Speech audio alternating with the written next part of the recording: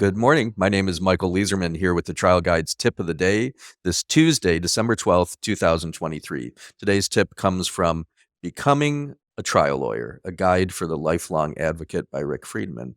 Here to read today's tip is Rick Friedman himself. Thanks, Michael. To figure out if you have what it takes to be a trial lawyer, I suggest looking inward, not outward. Wow, great advice. I think of, back to the Oracle at Delphi, know thyself, look inward. What does this mean for you? How can others take this on? Well, it means a lot of different things to me, but the thing that pops into my head first here is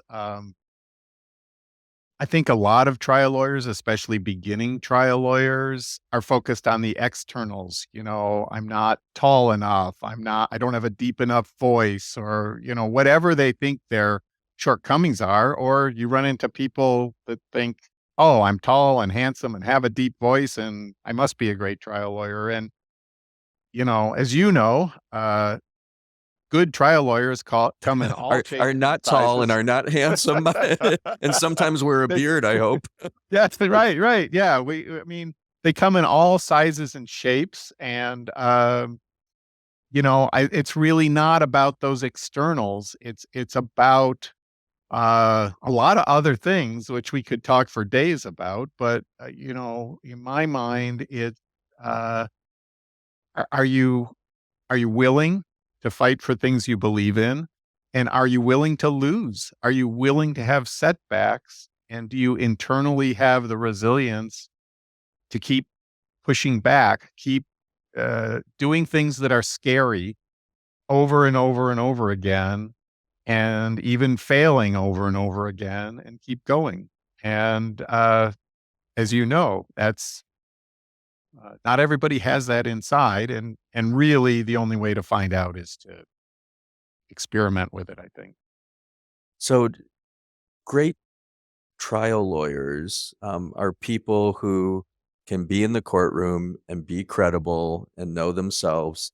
And what I hear about you a lot when people will say Rick Friedman, the great trial lawyer, Rick Friedman, and all these successes, and what many times will follow that and will be something like, he's so unassuming. He's just like a down to earth person.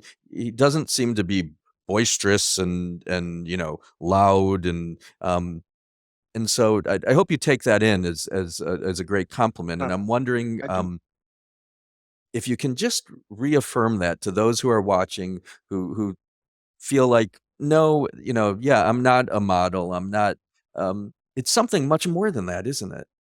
Well, that's actually what this whole book is about that you have up on the screen. Uh, the introduction, I can't remember exactly, but somewhere right in the beginning of the introduction, I make the point, I'm not a natural trial lawyer.